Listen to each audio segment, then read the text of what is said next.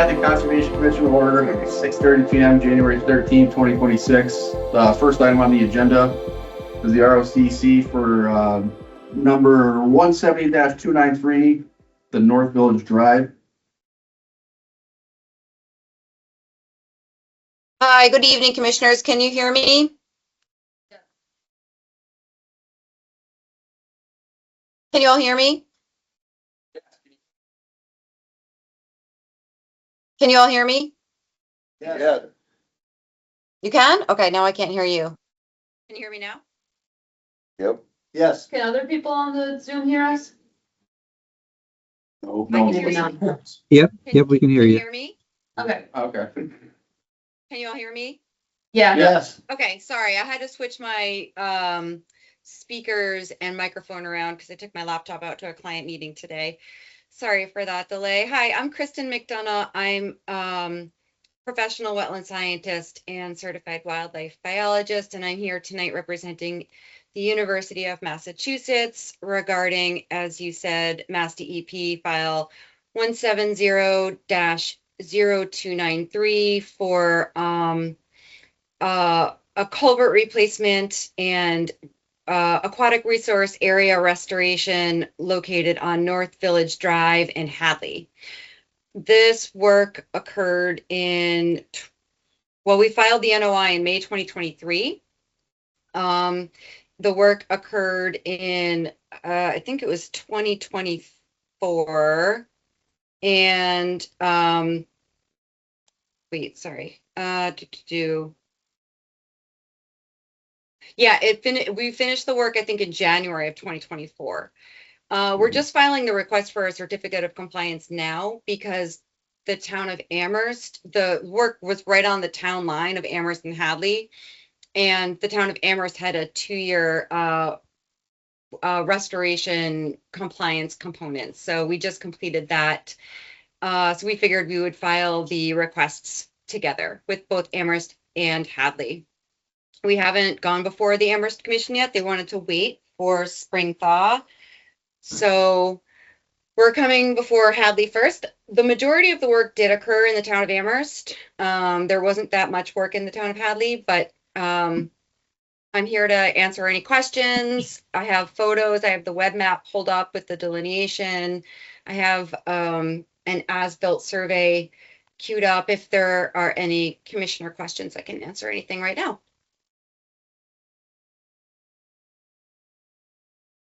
Anybody go look at it? I went on a site visit. It looks good. The only things were the erosion controls need to be removed and there was some like rocks blocking one of the culverts. So we figured we'd just add that into the conditions for the certificate of compliance that those come out. But otherwise it looks good. Built according to plan, everything. And we have the as-built as well. All right, perfect. Yeah, I think we're good there. Yeah. So we're gonna need a motion to issue a complete certificate of compliance with the condition that the erosion controls and any rocks and debris blocking culverts will be removed. All right, I'll be looking for that motion. I'll make it. Made by Gordon, second. Second. Give it to Steve. Okay. All in favor? Aye. Aye. Aye. Beautiful. All right, Kristen, should I send that straight to you or should I send it to Jason? Nope, that's fine. You can send it to me and I'll, well, you guys have wedding signatures that need to be original copied, right? Yes. Send it to Jason then, sorry. That's okay. All right, let me pass this around. Thanks, Kristen. Thank you. Thank you very much. I'll see you soon.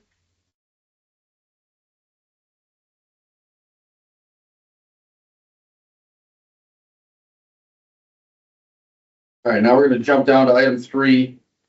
All right, it's gonna be another ROCC, file number 170-93, and that's gonna be for Rocky Hill Road. It says that we're just basically looking for an issue of complete certificate of compliance again, so.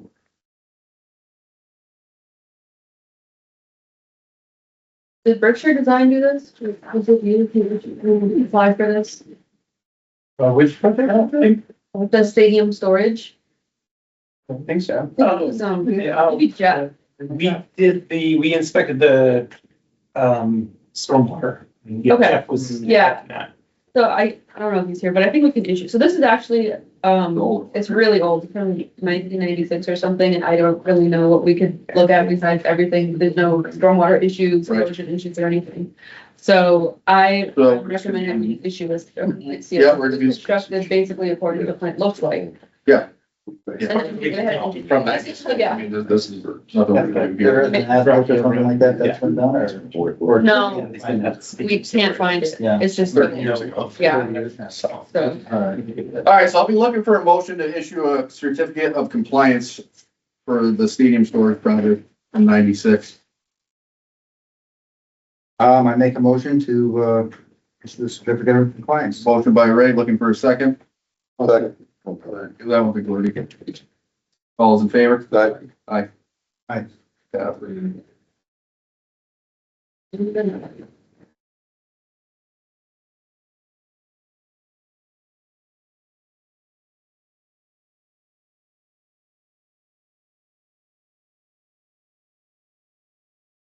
All right, now we're gonna go back to item 2. I think actually, it's item 3 on the, I just mixed up the notes.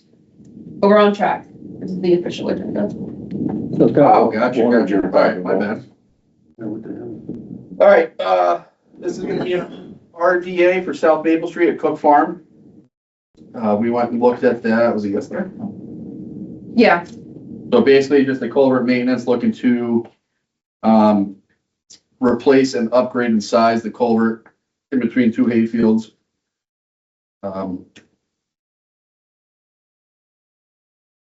Prior to work, well, that's or the, where do you wanna go with this? so let's have them present Sure, on the okay. project first. Hi. Hello. My name's Doug Searle, Berkshire Design Group. I'm also here with Jake Marley and with Coach Cook. And we are here to present this project. So we are wanted to request an RDA. We're submitting an RDA to request your review of basically the resetting of an existing culvert that has sunken over time. And in order to just have safe and functional access between farm fields across an intermittent stream, we wanted to just share with you that work is being proposed. This all came up because there may be a potential solar project on the eastern side in the agricultural land for a dual use solar project, but we are not presenting that here tonight because of that work that will potentially be submitting a notice of intent for that project. We wanted to separate out the work that Gord needed to do for regular agricultural activities that is exempt work as part of that land and agricultural use and maintenance of land and agricultural use as opposed to any future other project that is not exempt. So we wanted to submit that today. So I'm going to share my screen very briefly.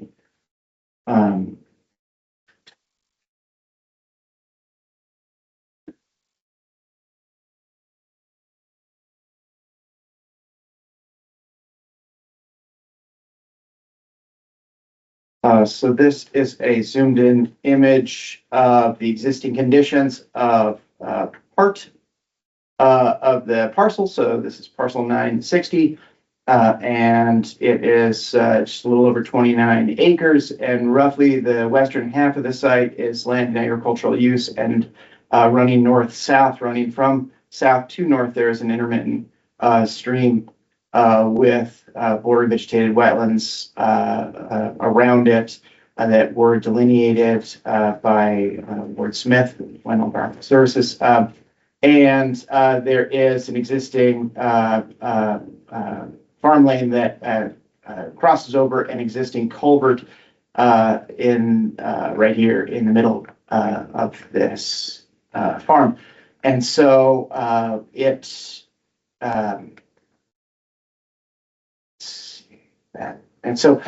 what we're just wanting to share with you is that needs to be reset essentially. And so there's some existing vegetation that's been overgrown on the north side. That vegetation would be kind of cleaned up just in order to create access to get to the culvert. The culvert would be lifted out and it would be reset on a minimum of 2 feet of 3/4 inch crushed stone. And because it's an intermittent stream, the goal would also be to do all of this while this is dry. So not obviously do it when there's water running through it, obviously. And there'd be erosion control barriers that would be installed on both the north and south side in order to mitigate and prevent any sediment during that work activity from getting into that intermittent stream kind of ditch.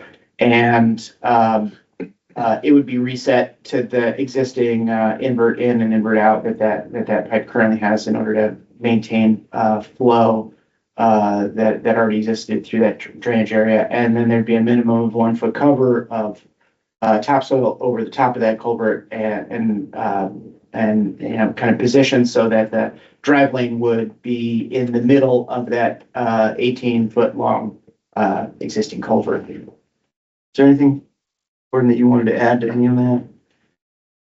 No, I think that something that is a little bit pertinent and maybe part of the reason for that is because as we've aged in time here, our equipment's got a little bit bigger. And actually to access that field I use a field that I rent to come in from a different way. And I don't own the field that I use to come in there a lot of times. And you never know what's going to happen. The people that rent the field live in California. And I have no idea what may happen down the road. And the person I rented from for so long passed away 2 years ago, and it's now the next generation that owns it. So, full disclosure, I'm concerned that I may lose that access to that part of the land. And I showed it yesterday to the commission, and I think I don't want to make it any longer. I just think it ought to be replaced with, nothing smaller than is in there now. In fact, I think a little bit bigger might be beneficial because I have remembered times when we do get, a big flow in the spring sometimes and it ices over, and then when it breaks up, sometimes that ice will plug it up and then it erode the road itself. So I think it's, a very doable thing, and I hope that'll be okay. Is keeping it the same height a good thing, or should it be lower? No, it shouldn't be any lower. That's the problem now. Maybe it's kind of, it maybe, I don't know. I mean, it's been in there for a long time. And I don't remember when I don't remember when it got put in there. And it's probably a 2-piece deal. And maybe that lower section is falling down some. Yeah, it looks like it's some old, I mean, we went out there yesterday. It looks like it's some old precast concrete. Some precast concrete pipe. There's definitely a joint in the middle somewhere. Yeah, You can hear the water splashing around inside, so something's dislodged. yeah. And But Brandon pointed out, the water wasn't even coming out of the pipe. The discharge side was coming out like from on the sides of it. When you say about the height, I mean, That's kind of what I was saying. within a few inches, to maintain on the low side, to maintain where the water needs to be, and maybe just make it a little bit bigger. I think it's maybe now it's 8, 10, 12 inch. I I don't think it's about 12. And it's an old concrete bell. Yeah. Right. Kind of a pipe, and probably do a one shot deal, you know what I mean? Yeah, do it once, do it right. Do it once, do it You know, right. They did the pipe in the back of my shop and it wasn't low enough. Right. And now they're gonna do it again. It's Yeah. like, that's why I'm bringing this up. Right, Do no, it I once, wanted to get it low do it enough so we right. don't Right, dam it up, you know what I mean? exactly. No, but I think you have some elevation. You can probably drop that a little lower Yep, on the discharge side. Keep the same grade. Even if you end up a little bit lower on the upstream side, mhm, put some, and get some smoother pipe. You guys, ADS pipe, some of that black corrugated with smooth wall, you got a low coefficient. You're all set there.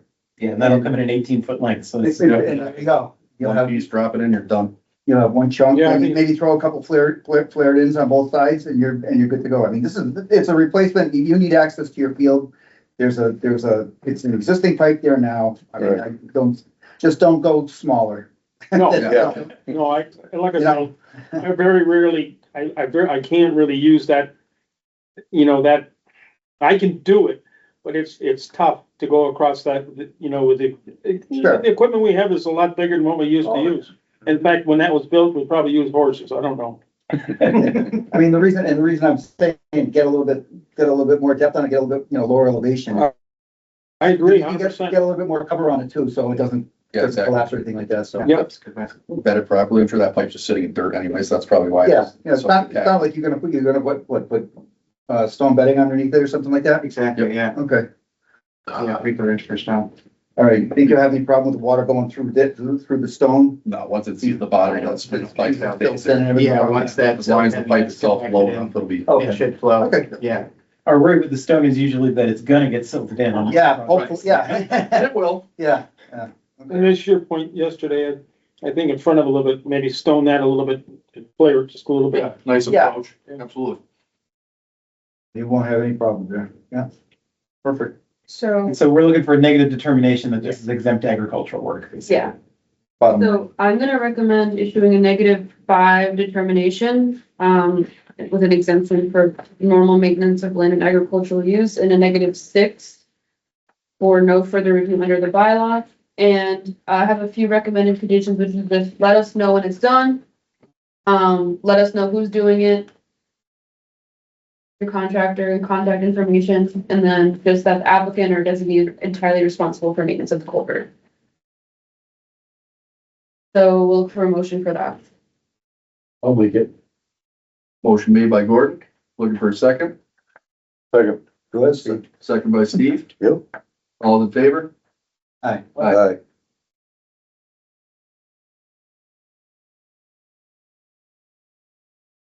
Survey. Sure, and who should I send this to? You could send it to me and I Okay. can, that's fine. Sounds good. All right.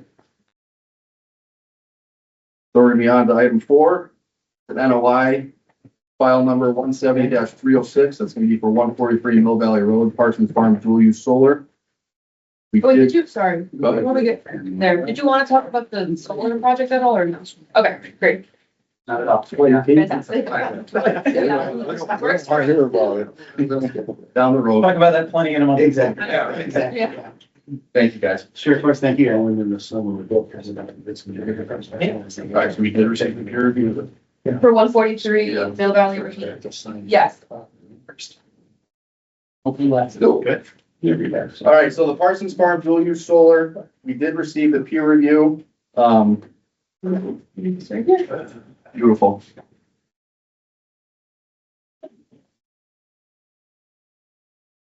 Good evening, Mr. Chairman, members of the commission. Andrew Gorman from Beals and Thomas here on behalf of the applicant. Joined with me this evening is also Jackie Boyer from Beals and Thomas, as well as Justin Gillith and Mike Delagala of Solar Collective. We are excited to be at this point with you.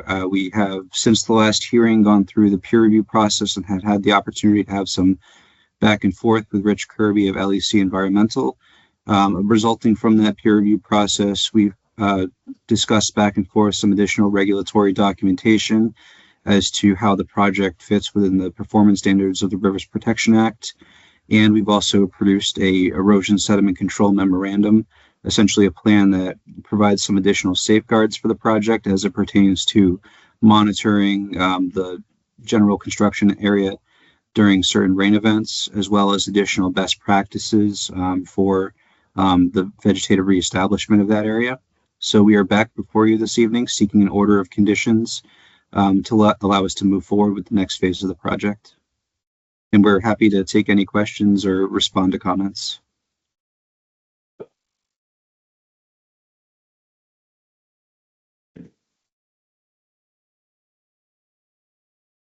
Okay, So, I mean, pre-construction, during construction, all So- pretty straightforward.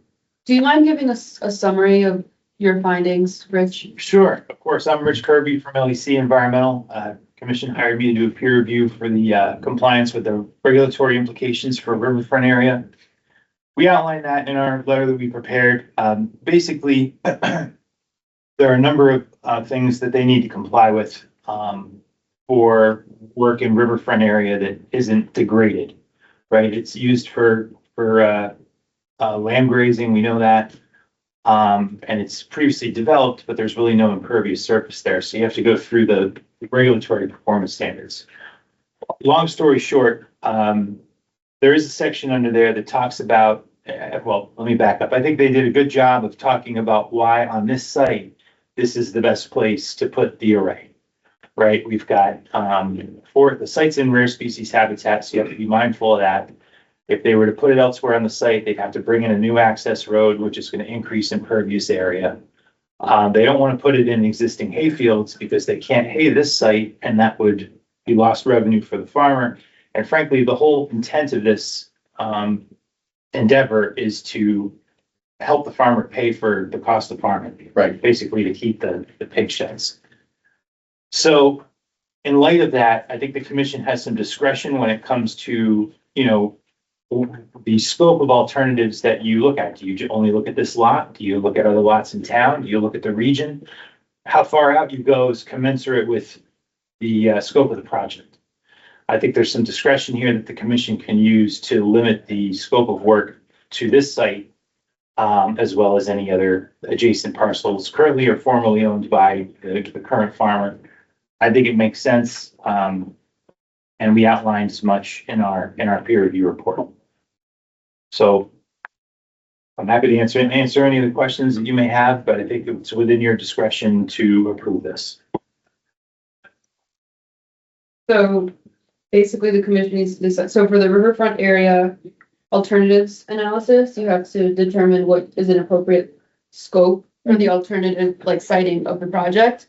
So basically that can be the lot, or it can be, all the, available lots in town like that. So let me find, looking for where. Yeah, that range of alternatives depends on the size of the project. So Right. if you had a big project that needed a MEPA review and an environmental impact report and all these things, then you could go out and start looking at other parts of town or even other areas in the region. But given that this is a small array that doesn't require those big state permits, it falls, I think, into this section here, which includes any activity other than the construction or expansion of a single-family house where the applicant owned the lot before August 7th, 1996. And then it talks about including the creation of a real estate subdivision. We're not doing that. Excluding public projects. It's not a public project. And the applicant will implement the project purpose. Now, granted, the farmer's name isn't listed as the applicant on the report, but that's semantics in my mind, right? You could easily withdraw the application and resubmit it with the farmer's name as the applicant. It seems to me that it falls into that section, which means they're looking at the lot, more or less.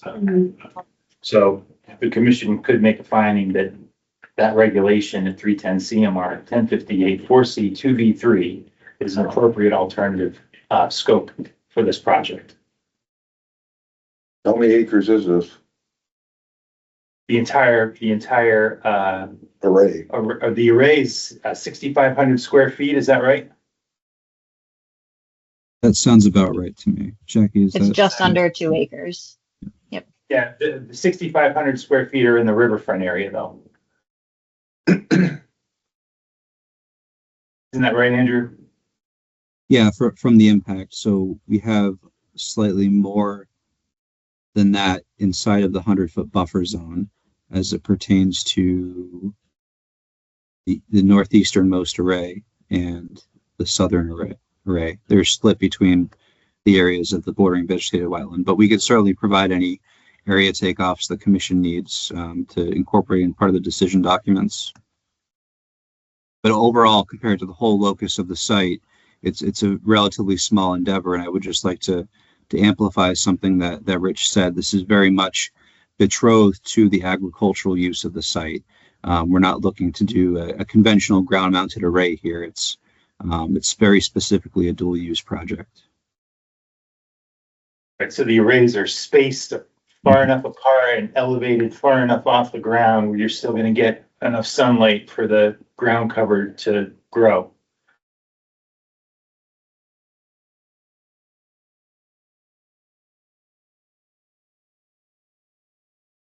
Any commissioner members have thoughts or questions before I make my recommendation? How close are those to the wetlands? Andrew, what's the setback to the BVW and the brook? I believe that we are maintaining the 35-foot. The closest point, you can see a few of them on sheet C 4.2. I could share my screen. Let's see. So we're maintaining the 35 here in this corner. And so as far as the riverfront area goes, we're in the inner riparian, so the inner 100 feet of the riverfront area here and in this corner, and then the outer 100 feet for these sections of the array. Yeah, the stream is along to the left there. Yep, this is the perennial stream here. So it looks like they're just kissing the 35 foot Right. at the closest point in a Right. few areas.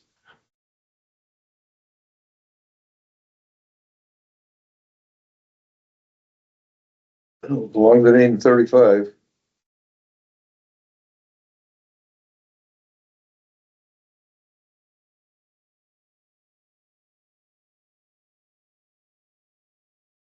Any other thoughts? No.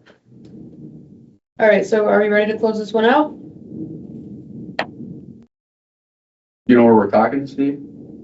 Oh, yeah. Yeah. Yeah. It's all Absolutely. those hills there. I mean, that's, Yeah. they're gonna put it anywhere on that farm. That's, Yeah. Been scared of ducks too bad. All right, so I recommend that we close this hearing and issue an order of conditions with a few special conditions. Let me share my screen.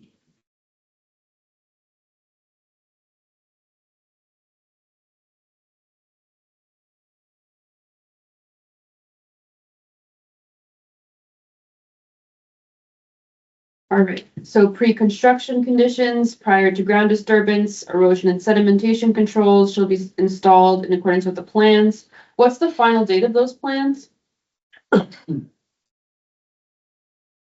So the plan is 8/28/2025, and the updated memorandum, though, I believe, was issued in December. If we wanted to cite both, I can get you that date in just a moment. The revised addendum was issued on January 7th. Thank you, Jackie. Yep.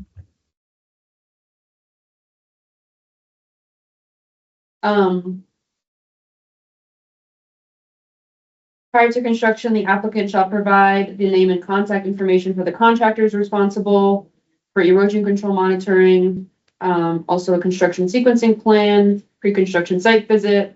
Then during construction, no wetland crossings, temporary or permanent, are approved by this order.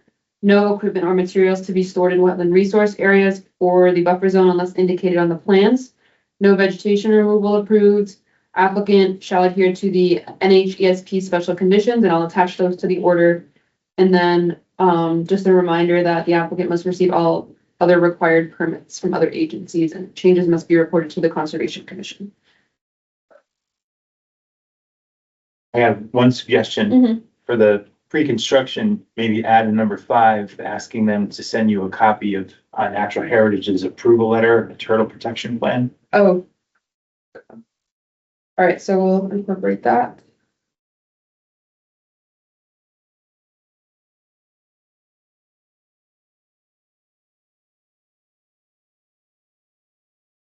Any questions?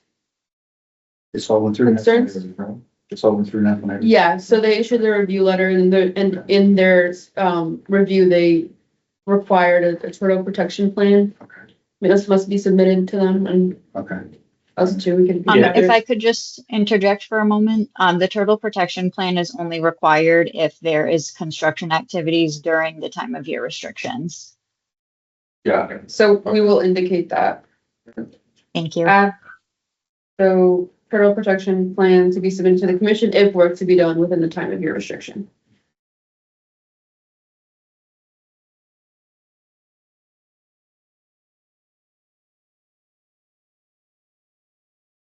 And do you have any other recommendations? No, I don't think so. I think it's a pretty straightforward project. I think it's conditioned well and they should be in good shape as long as they provide all the, follow all the conditions. Right.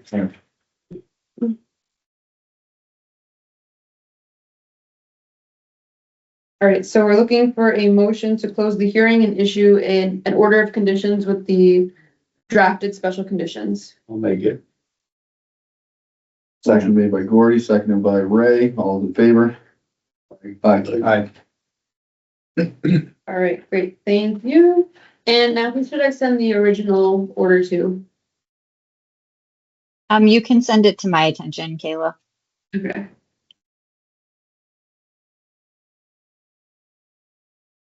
All right. Thanks, Thank everyone. you. Thank you. Have a good night. Thank you very much. Thank you. Thank you. All right.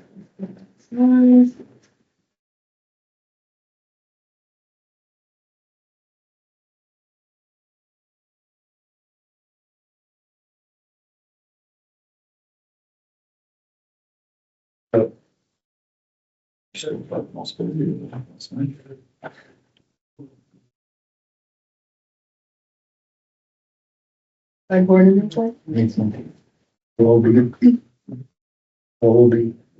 All right, while we're signing that, we'll start number 5, NOI, file number 170-310. It's gonna be for 41 Russell Street, the senior housing apartments. You did receive the peer review and we'll be here to speak to that. That would be me, Chris Chamberlain, Berkshire Design Group. Share dual partner. I said he might pop on at some point, but it looks like he hasn't yet. So I am gonna share screen. Right there. So this is, the site is the Hadley Village Barn Shops area on Russell Street, just over the bridge. The proposed project is an apartment building for 55 plus senior apartments under the senior housing bylaw. Big project, but the Conservation Commission issues are pretty narrow. It's primarily that we are in floodplain in this area. So the existing site, which includes a couple of parcels here with the Hampton Inn down at the south, Hadley Meeting House in the middle, Manny's over here, is 8.2 acres, heavily developed for many decades, obviously.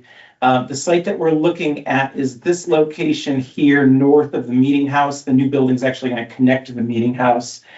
So there are 3 buildings here that will be demolished to make room for, let me bring up a prettier picture here, a new 3-story apartment building in this corner of the site.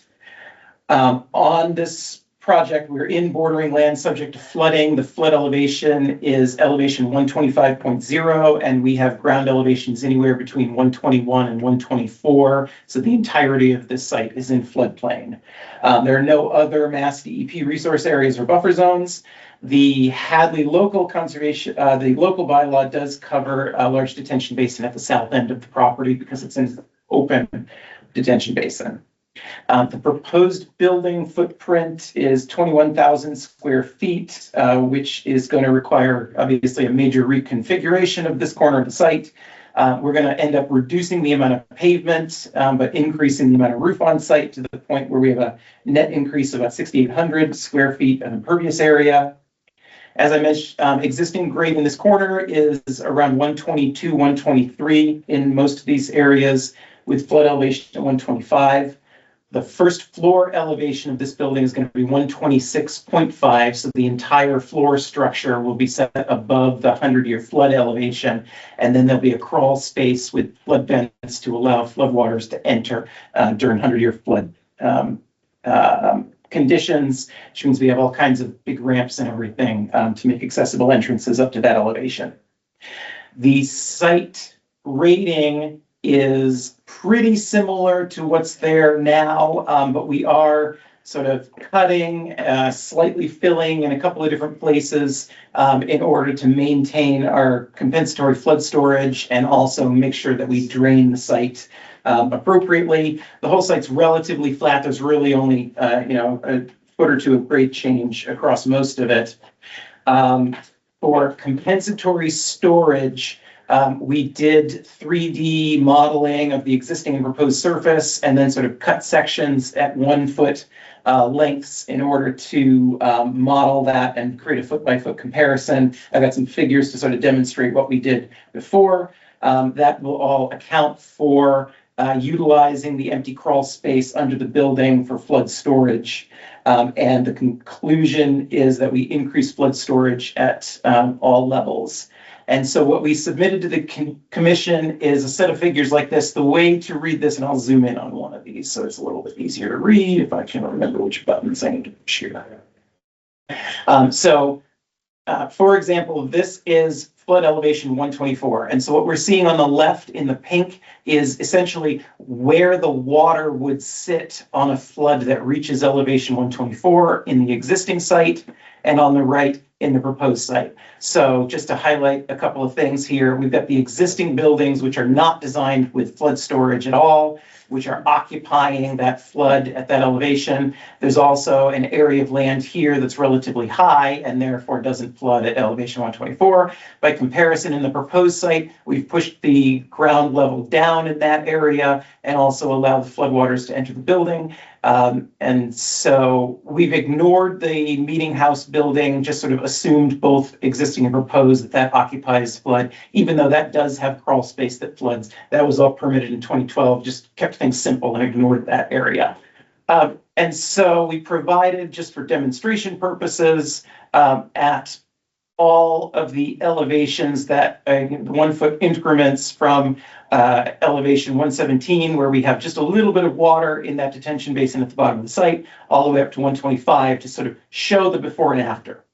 But really what matters is the numbers that we summarized in the narrative, which is this table here. And so here at each elevation level, we have cubic feet of flood storage below that elevation. So the way to read this table is, for example, elevation 118, below 118 in the existing site, there's approximately 118 cubic feet of water when the flood reaches that elevation.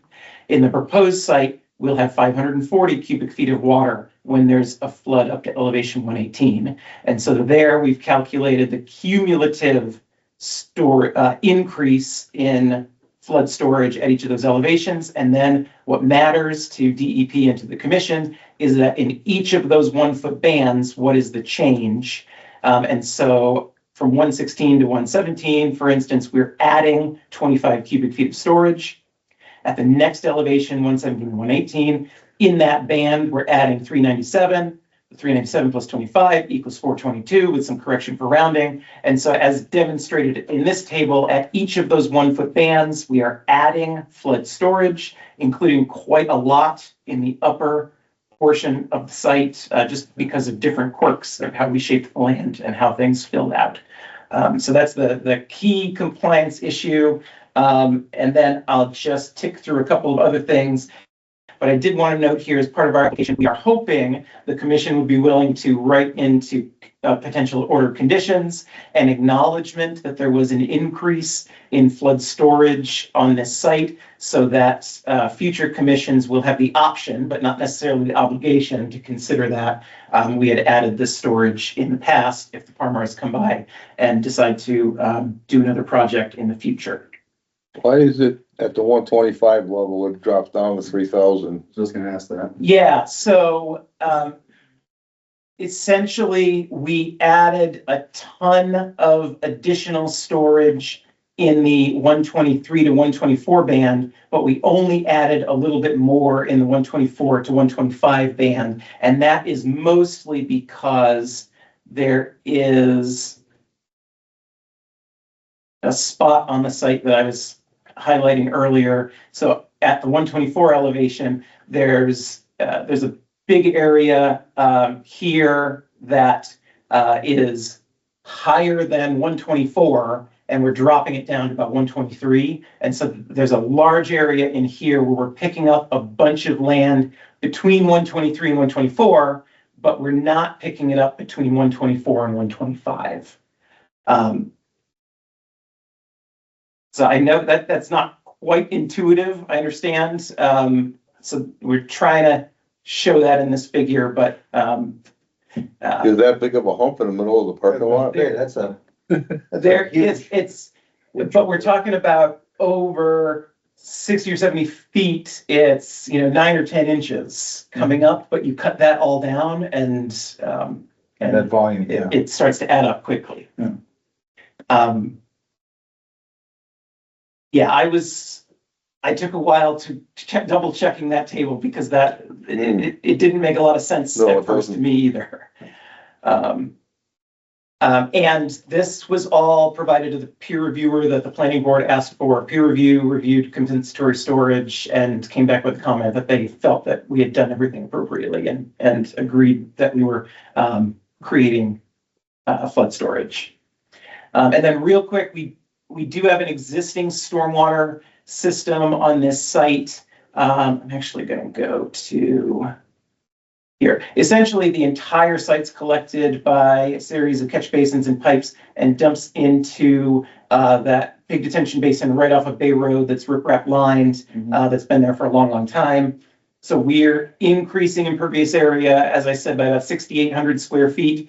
And so in the plans, we are proposing to just dig out a little bit more of that detention basin to create a little bit more storage so that we can continue to meet our peak flow rate attenuation. As we went through peer review pointed out that because we're adding that impervious area, we also needed to meet infiltration and water quality. And so as part of the peer review process, we added a few underground infiltration chambers in this area. So this is the meeting house. There's a match line here, and then this inset plan has a match line here. So due south of that meeting house, we're going to bury a few chambers with sufficient volume to meet the infiltration volume for another 7,000 or 8,000 square feet of impervious area. That checks off our water quality box and our infiltration box for that additional impervious area. And also this northern portion of the site, which is a lot older, I think it dates back to the 60s, if I'm not mistaken, has a bunch of catch basins that all drain together that are untreated today that head down to that detention basin. So we're going to add a water quality unit to intercept all that flow on its way and clean up that water before it goes down to the detention basin. And so based on that, the peer reviewer looked at all of our additional information, and they gave us a letter on 12/31 on New Year's Eve, saying that in their opinion, we'd met all applicable regulations with the additional information. Now, for the flood elevation, did you take a look at the new maps We, and did you account for that? so we didn't, because after the back and forth that we had, that the new elevation wasn't going to be imposed. We also, the new map is really tough here because according to it, we're going to have a 1 foot difference between the north end of this building and the south end of this building in the 100-year flood, because the lines sort of come off the bridge and cut right through the site. But we got that information later on and did not go back and look at those upper Yeah, mostly just for, getting flood insurance later. Yeah, we definitely warned the owner Okay. that those new maps were pending and that future flood insurance is presumably going to be based on whatever the map is at the time, regardless of what it is today. Yeah.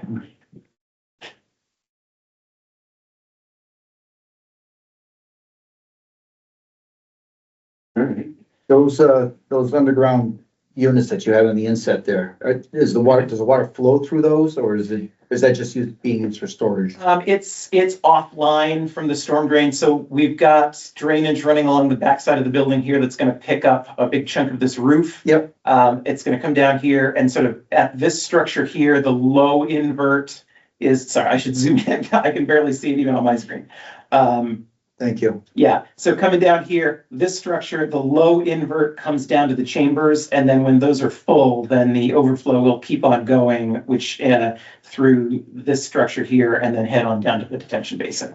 So we sort of pick up that water as it's coming by, and then when it's full, it can bypass and keep going. So in low flow, the water will flow through that? It will flow into it and then infiltrate. Yeah, they're the infiltration chambers. Okay. Yeah, Got it. And then if it gets to a capacity, then it'll flow to the. Then it's just full and it's not gonna take anymore. that's right. Now, what? Be hard to tell, but what's the groundwater level at the detention pond? I mean, if you dig that down Yeah, so. far enough, I mean, you'll definitely see it, I would assume. Yeah, so just for reference, so we're at about 123 here and the bottom of the pond's like 117 and it's always dry. So we do have, we need to do we're gonna do a confirming test pit right in this exact location. This came up late, so we didn't have a chance to do that ahead of time. But, you know, having worked on this site on several different projects and looking at that detention basin in all kinds of weather, it doesn't seem like there's water weeping out of the sides or, I mean, obviously there's an outlet pipe, so it wouldn't be standing water, but it sure doesn't look like it gets wet. Just look across the street on Bay Road, the other side of Bay Road there, you'll see it right there. Yeah, I wouldn't go any lower than that. Absolutely not. No. Wouldn't recommend that one. Yeah, but this will be, I mean, we're looking at like 1 foot of cover over these chambers and they're 18, 24 inches deep, so we're not gonna be very deep with them. Right. Right. Okay, all right, thank you. I guess the one thing that we haven't really, or I haven't seen us do is issue the letter for the excess compensatory storage. Yeah, and I'll admit, we haven't done that before either. Yeah. It's something the owner brought up, and so we included in the permit. And I think Mark Stinson's comment was there's nothing that says you can't.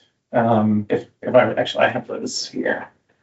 It's probably up to the discretion of the commission. Yeah, so let's see. Yeah, the applicant is noting there will be 20,000 cubic feet of excess compensatory storage created. The regulations do not mention this, so approving it's at the discretion of the commission. And it's not to say that you're committing future commissions to accounting for that. If we come back in 20 years, it probably doesn't make sense to say, well, 20 years ago, we Yeah. created extra storage, so. I was thinking that if we issue this letter, there should be a timestamp on it saying this is valid for however many years. But it would only be for this building lot. Or Correct. this- Yeah. It's not gonna be across the board for any project coming through. It's gonna Right, be right. Site specific. Yeah, that seems appropriate. Sure. I mean, you're These basically guys just are- looking at it as an acknowledgement from us.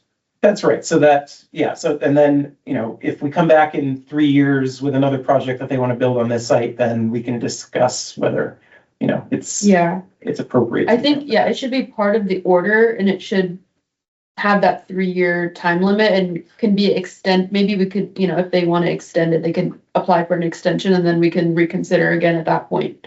Or if we're at certificate of compliance, we could always ask for you can condition a certificate of compliance, so we can potentially add it there with a time limit.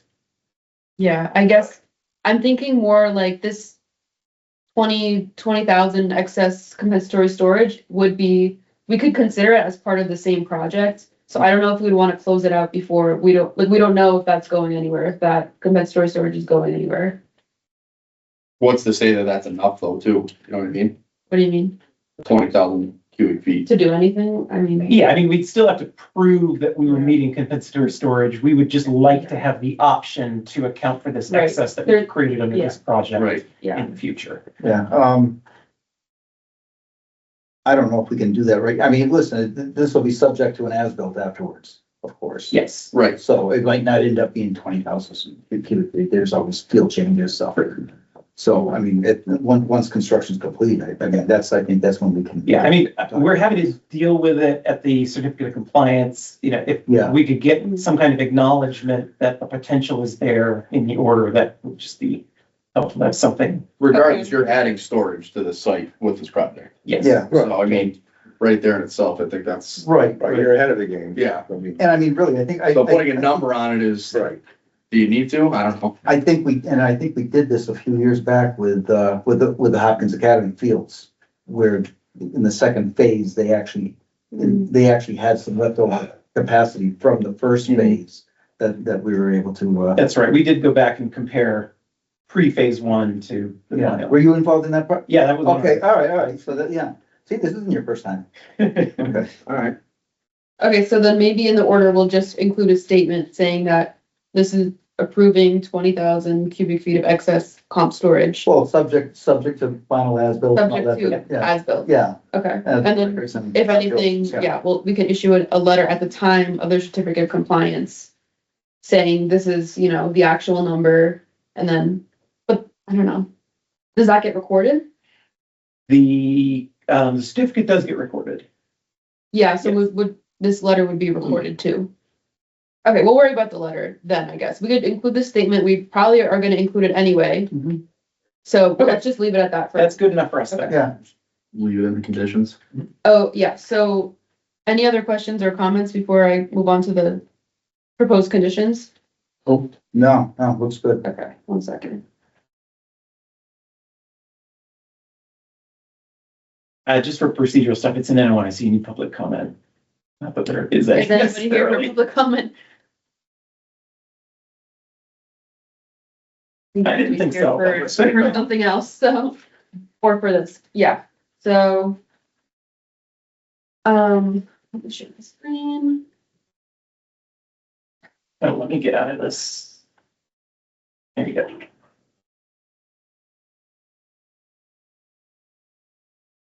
Okay, so mostly just, oh, it's showing the wrong thing, isn't it?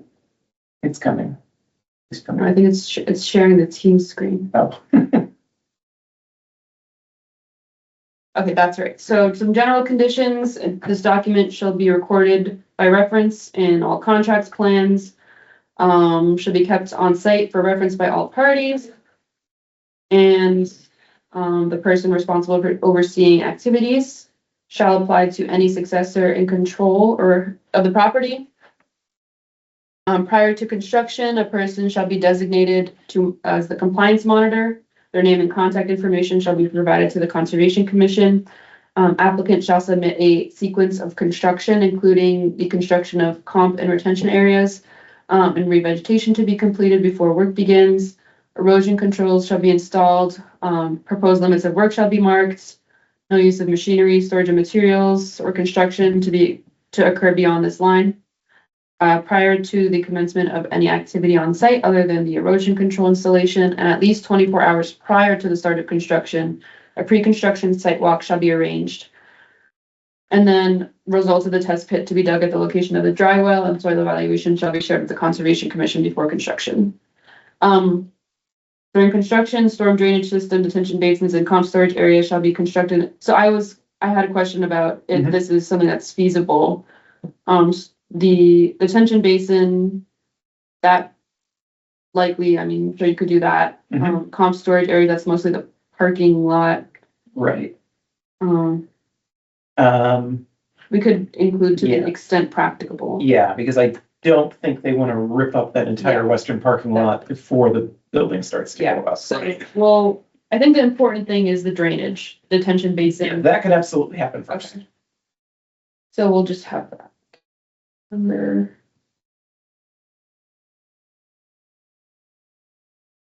And then erosion controls to remain in place until the site is completely stabilized. After construction, maintenance is responsible, the responsibility of the property owner. Stormwater best management practices shall be maintained as specified in the O&M plan. And then COC at the end within a letter from the environmental professional certifying compliance in the as-built plan.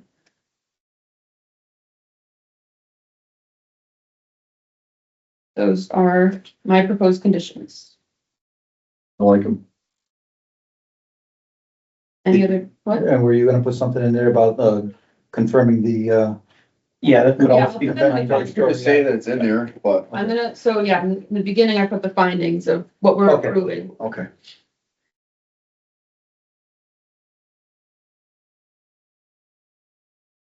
So if there's no further comments or questions, then I'm gonna recommend we issue an order of conditions for DEP file number 170-310 with the drafted special conditions and the finding that this project creates 20,000 cubic feet of excess compensatory storage As proposed. as proposed. You looking for that motion? I'll make the motion. Motion made by Steve, second. I'll second Second by Gordy, all in favor? it. Aye. Aye.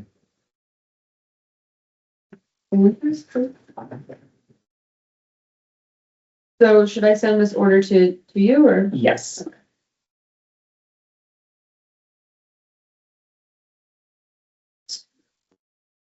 Thank you. Thank you.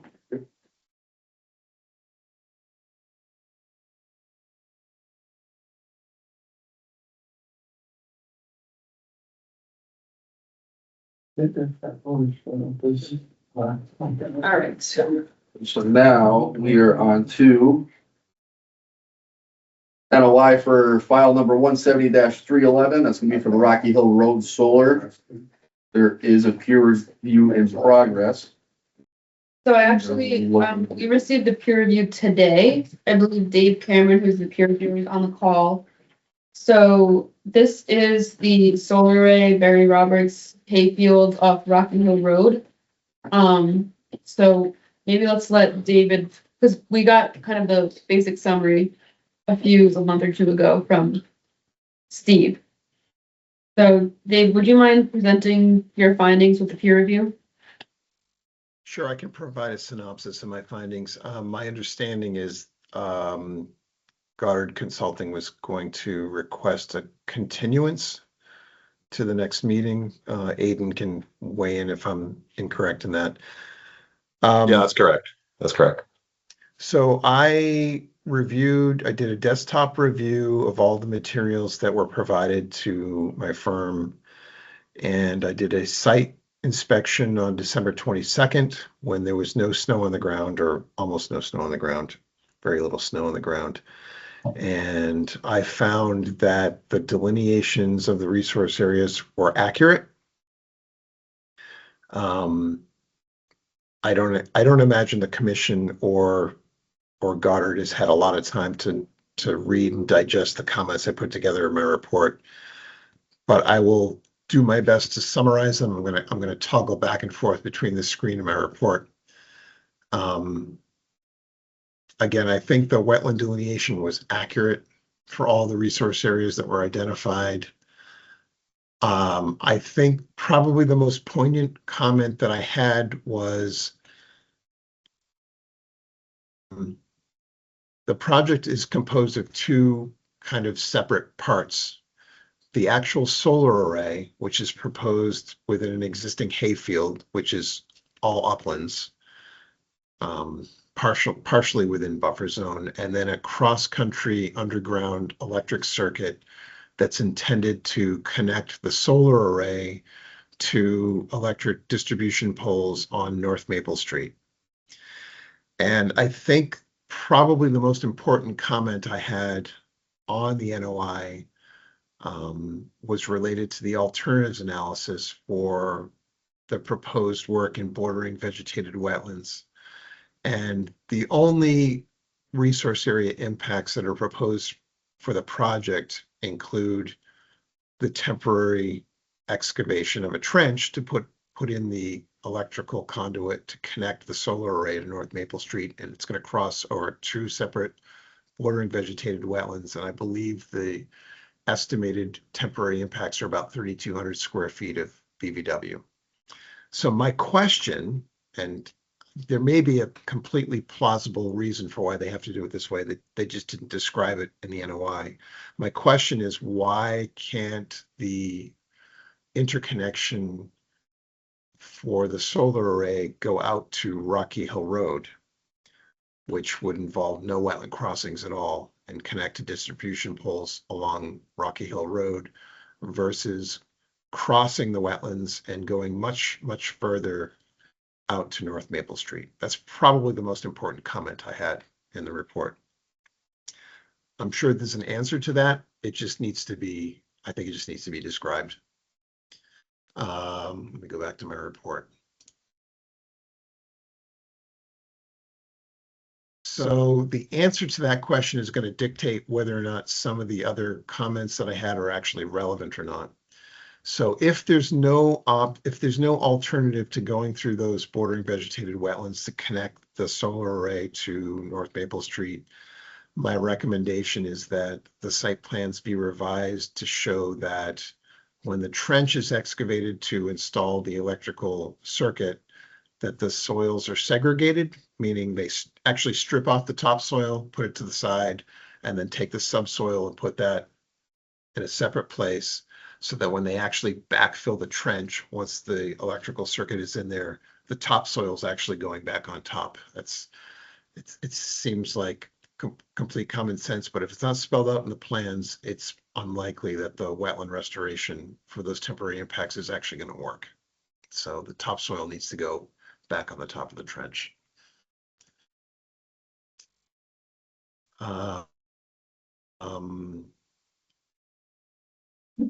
Although the proposed impacts, again, this assumes that the alignment of the electrical conduit doesn't change. Although the impacts are proposed to be temporary, the Conservation Commission has the option to require 2 years of compliance, 2 growing seasons worth of compliance monitoring, just to make sure that those restored temporary BVW impacts actually work.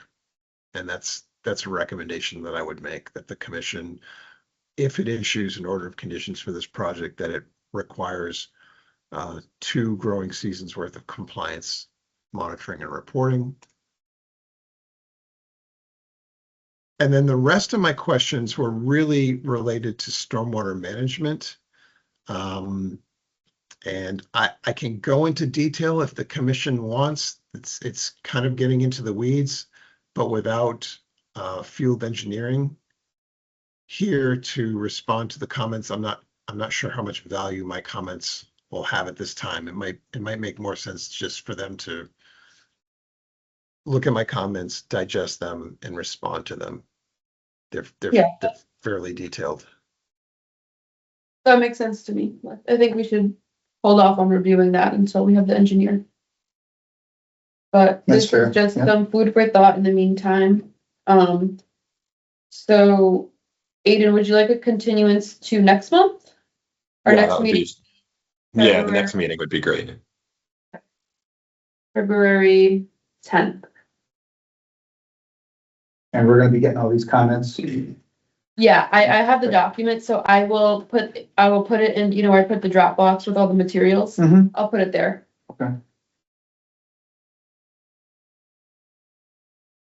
I was under the impression that this whole project was above ground. Overhead, Mhm. Out to North Maple. that's what I thought when we last discussed it.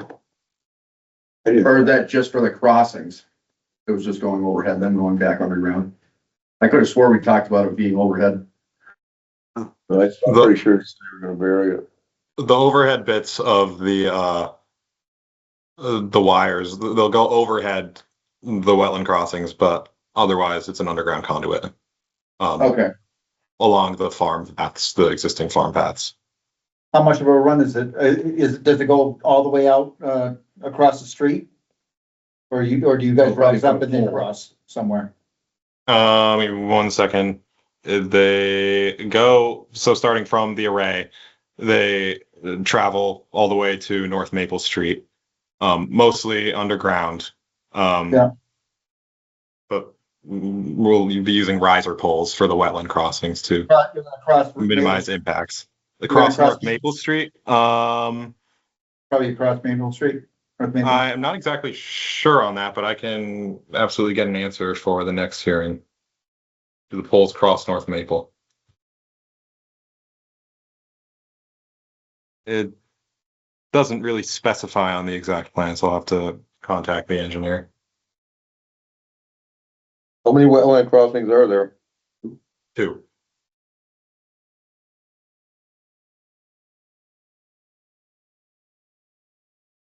It makes more sense to go to Rocky Hill Road.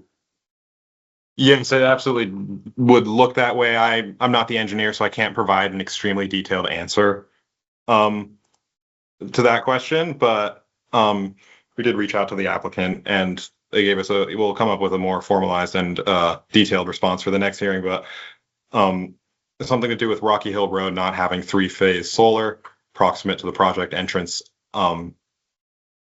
And the point of interconnection approved through Eversource, the interconnection service agreement requires that this is on North Maple Street. But we'll provide a more detailed explanation for that for the next hearing. All right, Okay. so I guess we'll be looking to continue this to the February 10th meeting. Yeah. If there's, well, as long as there's nothing else we need to discuss tonight. Yeah, and ideally we'll have the engineer here so we can address those stormwater questions as well. Yeah, I think we'll definitely have enough to talk about with him for sure regarding what can be done there. So. You guys have anything else? No, All right, I'll be looking for a motion to continue this to the February 10th meeting. make a motion to continue this until the next meeting, next regularly scheduled meeting in February. Second. Second by Steve, all in favor? Aye. Beautiful. All All right. right. Thank you, guys. Thank you both. Thank you. Thank you. Later.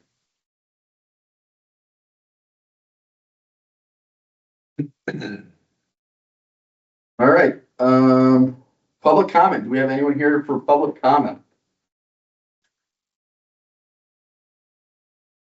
I don't think so. We got 3 names up there. Yeah, so they're here for other business. Oh, gotcha.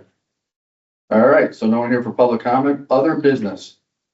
So Brian Pearson and Becca Smith are here. They're with Friends of Lake Warner, and they had asked for an amendment to their Lake Warner management order of conditions earlier, or last year, I guess. Yep. And then DEP said that can't be permitted under an amended order of conditions. It has to be a new order of conditions for a lake management plan. So I'll let Brian take it from here, but it seems like this project is kind of moving forward, with some hopefully help from the CPA, and they're requesting our support.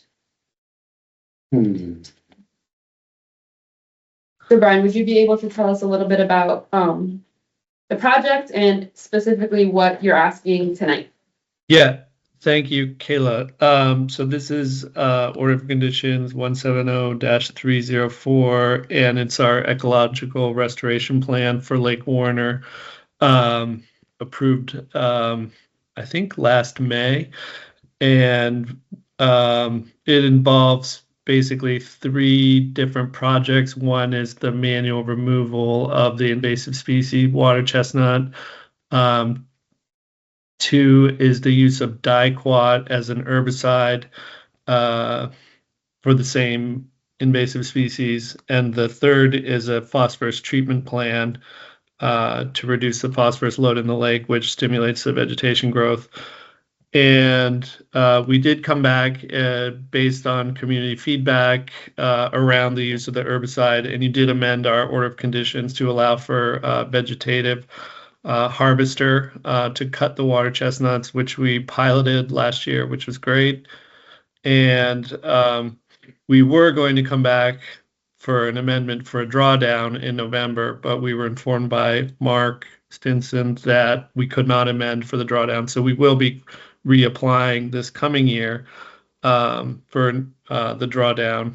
And in the meantime, we're seeking funding from the Community Preservation Act to fund the 3rd part of our order of conditions, which is the phosphorus reduction. And the 5-year plan is essentially a $200,000 budget that we're looking for raising funds over the course of the project. In the meantime, the 1-year funding to identify the treatment plan would be handled by a contractor, Ponds and Lakes, out of Connecticut, and they would give us a detailed implementation strategy for the FOSLOC that's approved in our order of conditions.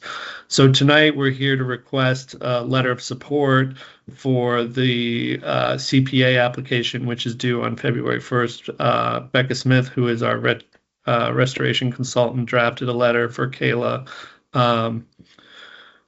supporting our project to go forward with CPA funding if we get the funds.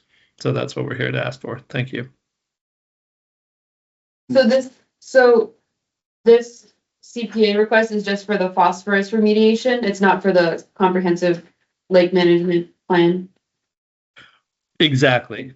Yes. And it's just for kind of a phase. There's basically 3 phases to the phosphorus reduction. The first phase is basically measurement of the sediment and the water column to determine the actual load of phosphorus and the areas of highest concentration. With that, we'll be able to map what the treatment protocol will be for years 2, 3, 4, and 5, of which 2 and 3 will be a sediment-based treatment of approximately $75,000 per year. And then in years 4 and 5, it would be a water stripping procedure, basically a water column treatment at about $25,000 per year. So this investment in phase 1 would be $11,000, and that would give us a kind of a roadmap for the following 4 years and how to invest that money and best get the best results out of Lake Warner phosphorus treatment. You said this was gonna end up costing in 5 years, $200,000? Approximately. That's an estimate. We'll have more accurate figures once we get an actual implementation plan through the first phase.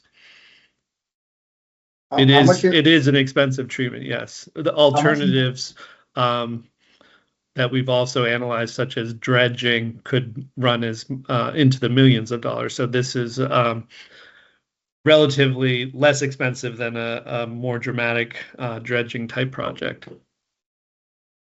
So there are other aspects to our restoration plan which will also help reduce phosphorus loading. Nothing concrete that we can really talk about right now, but we're working with UMass and reaching out to the town of Amherst also, which are both large influencers of the watershed on the Mill River that deposits in Lake Warner. All right, so basically, go ahead. No, go ahead.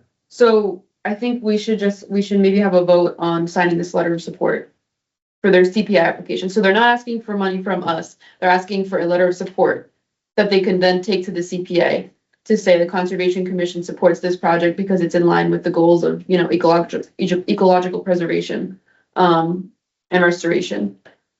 And you're just looking for, you're gonna be looking for $11,000 for CPA right now? Or this coming cycle? For 2026, right. Are you planning on going back to CPA for additional funding later on? Yes, that's in our plans, and we continue to work on other grant and donor sources as well. So, you know, we hope that we can have multiple funding sources similar to like our dam restoration project.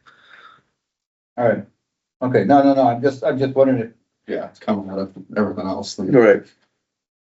After 5 years and $200,000, you know it's gonna be more than that. Is it really gonna be a nice pond? Well, that's the dream, right? It's taken 350 years to get here, so 5 years is ambitious. But you know, from the people that we've talked to, with a 2-year phosphorus treatment, you can see dramatic improvements in the vegetation during the months of summer, which are, you know, if you've ever paddled out there in July and August, you know, it's pretty heavy. So we think we can confidently reduce that to make it a friendlier recreation environment with much less weeds in the pond. Yes. And have you started the prior conditions, that everything that we approved, how's that going forward? I mean, you're moving forward with all those Yes, plans? I was in touch with I think it's the Department of Agriculture that maintains the list of approved substances you can use to treat the phosphorus loading. And right now, I believe the approved chemical is called I'm blanking on the name, but it's not as efficient as Phoslock, and it's more expensive. And It's called Alum, I believe. And the folks at the Department of Agriculture said that they would be moving forward with their testing, and the first one with new applicants, because they went through a whole 12-year revision of how to apply to be on this list. So it's taken a while. But the first one that they're going to test under the new protocol for this list of approved substances is Foslock. And that should take place sometime starting in the second half of 2026. So when we get to the actual application period of 2027, it should be approved by the state for use in Massachusetts. It's already approved for use in neighboring states, but Massachusetts hasn't approved it yet. And the contractor that we're working with has experience with Foslock in Connecticut, so they are already using it. So hopefully we'll see that happening in 2026. Okay. All right, thank you. Yes. You're welcome. Thanks. Are you guys using a harvester too? We have a harvester. I would say it was a year that we piloted. We identified a couple different methods for harvesting and cutting. And one of the things that we learned is that the more you cut, that the more you have to haul away. So we're actually working also on how to pull that out of the lake and then compost it. So we've made some progress and hope to continue working on the harvesting process as well this year. All right, so should we take a vote of support? It went from $40,000 harvester to $200,000, you know? Well, we're just voting on supporting the application. I so get we're- that, but it's, the money's gotta come from somewhere too. I'm not gonna support it.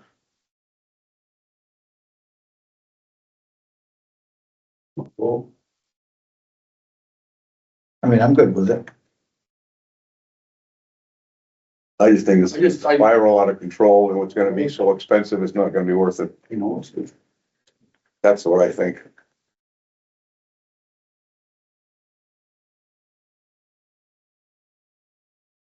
I guess my biggest question would be, what are we left with in 5 years? Or is this something that you're gonna have to continue to do year after year after year, you know what I mean? Forever and ever. Cause Or- after 5 years, it's not over, right? There is no end.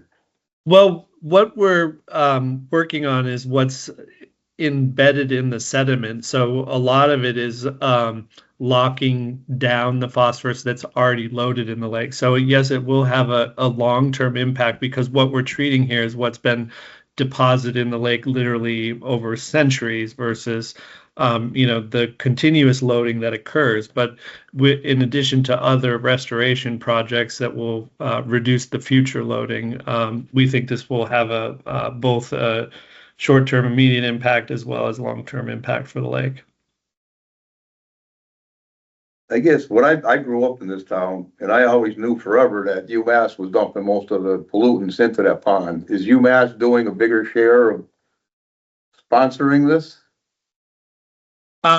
Well, like I said, we're working on our partnerships upstream, and it's a relatively recent attempts. We've done a lot of, not myself and Becca, but some previous members of the Friends of Lake Warner have done specific research projects with UMass. But as far as funding sources, we haven't in the past requested funds from UMass, but that's certainly on the radar at this point going forward. I don't think all the funds should come out of CPA. Well, this is the first application for $11,000 for initial phase 1 to study. It sounds like to This is a see study. where they're at. Yeah, This is just 11 grand for a study? It's not I don't, right? I Study? think they need phase 1. No, it's an implementation plan. It would be like, paying for the drawings of the, a floodwater mitigation. It's the same thing. You have to invest in a infrastructure to move forward with a plan. We're not voting on the spending Yeah. of money, we're So- suggesting it to CPA to take it from there. Yeah, recommending that the Yeah. CPA.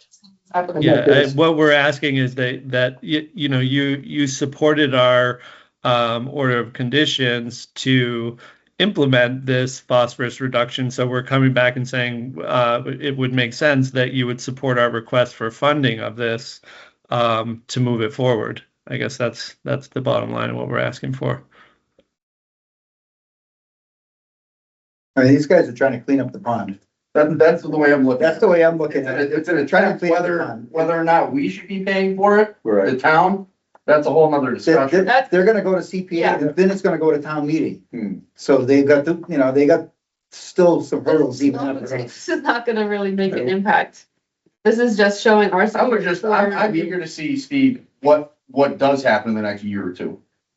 Cause if things are moving right along and it's starting to look better, then we'd be silly not to do something. And we're not funding this. This is literally just the suggestion Well, to go to The see. 200,000 coming somewhere. I understand. But they're not asking for 200,000 I right now. don't like Amherst or UMass hiding in a corner while we're paying. 100%. I'm gonna tell you something right now.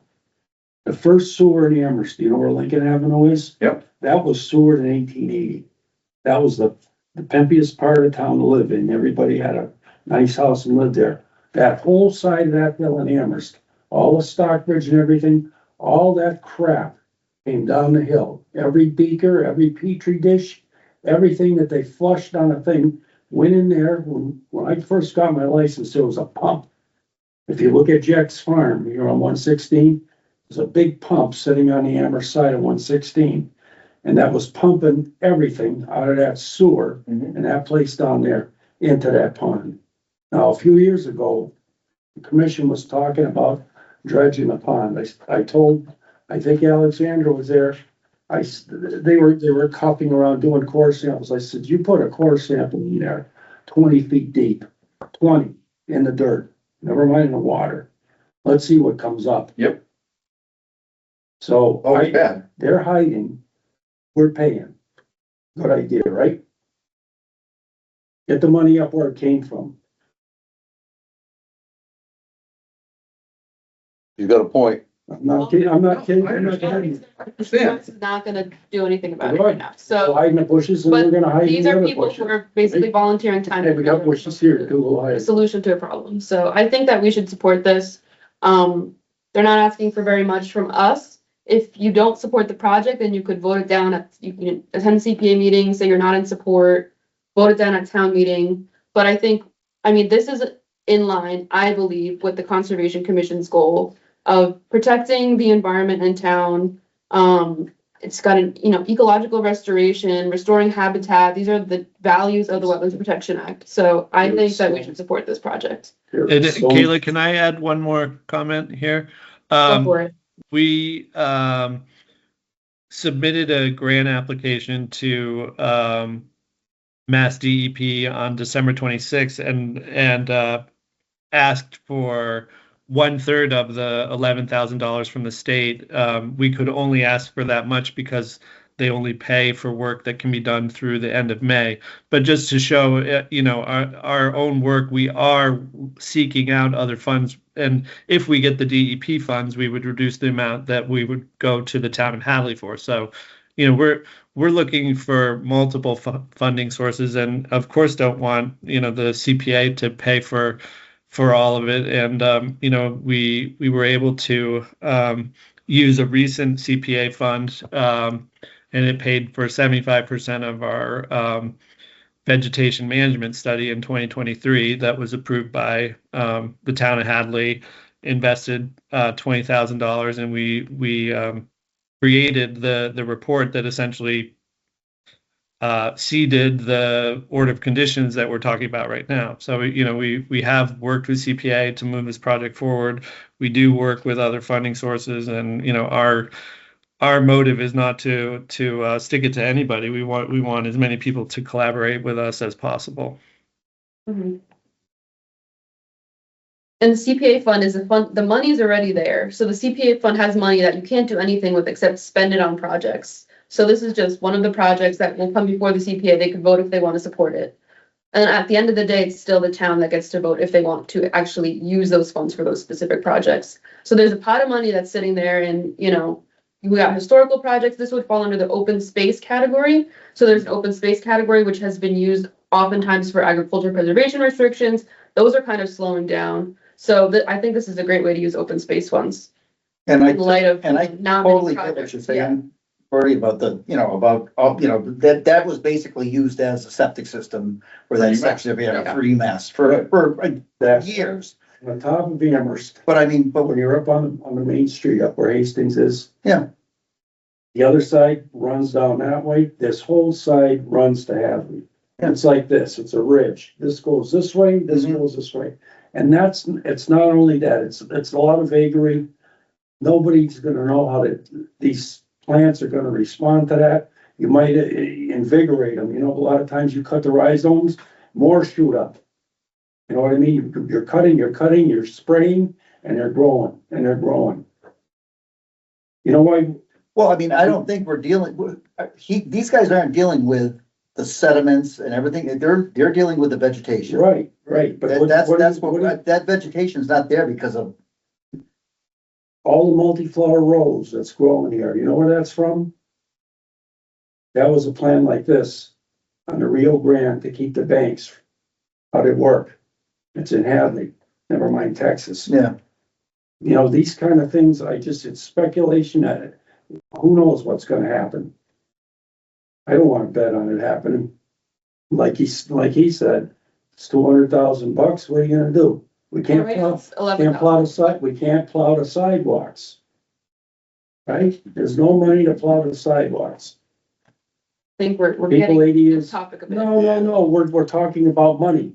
It's money on the bottom of it. It all goes down to money, nothing else. All the well wishing in the world can be there. It comes to money. You do what you want. You got a good point about that. We can't follow sidewalks, but we can. Yeah, we got people 80 years old that have to shovel the sidewalks and we're looking for bushes up in the pond up there. That money's there, right? No, Is it there forever? When you use it, when you burn it all up, how do you get more there? It's gone. Like I said, do what you want. I've seen too much stuff like that not work. Of spraying and chemicals above ground, it didn't work.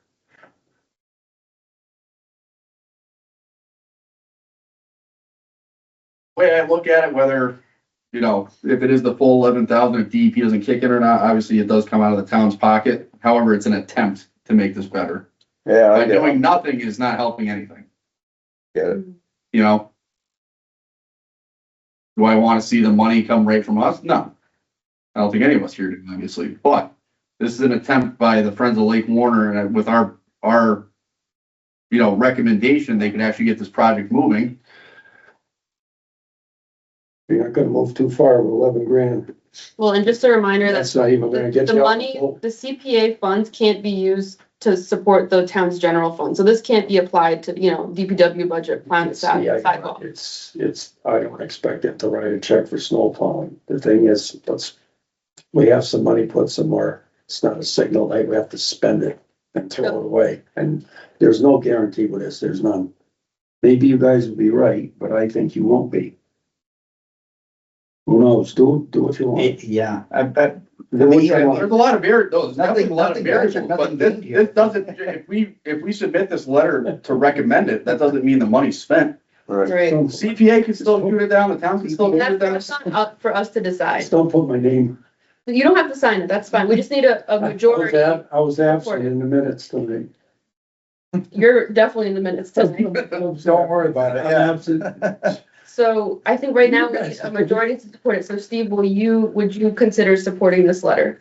Cause all it is, I'll do it for love and just, I grew up on the pond, so I know what it's all about.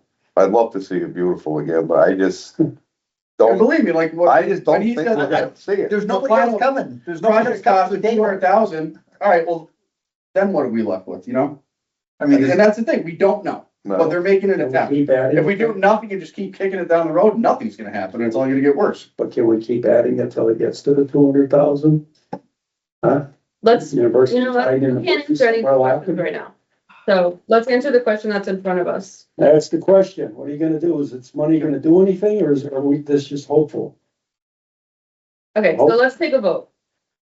Would you like to call the vote, Mr. Chairman? Oh, boy. Oh, All those in favor of submitting this to the CPA with conservation recommendation? I'll do it. Aye. Aye. All those opposed? One. Okay, so we have majority. All right. Yeah. Steve, will you please respectfully sign this? Thank you. And Brian and Becca, I will send you, a copy of the letter. Okay, thank you very much. Appreciate it, everyone. Best of luck. Have a good night. Thank you. You too. Okay, Uh, we're not done yet, so Don't say anything. Office updates. no office updates. What about bills? I have, so the invoice for the agricultural preservation restriction off of Bay Road, it's in, so we just need to vote to What? pay the APR. That was- We voted on. Yeah, so we have the invoice, we just need to vote to pay the invoice, so our portion is $6,875 coming out of our transfer of development rights fund. You okay with this? Well, the money was already approved at town meeting, so we kind of have to vote. getting to something. The other thing is, give my, Okay, so looking for a motion to pay $6,875 from the conservation TDR account towards the Margaret Riley APR. I'll make it. Motion made by Gordon, second.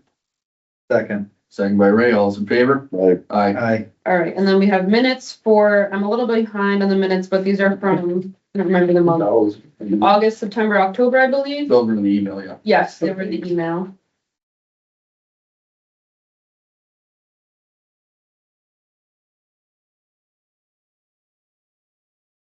The only thing I got in my email was this. I'm gonna warn you guys right now again. I'm gonna warn all you guys right now. You get good Let's do service.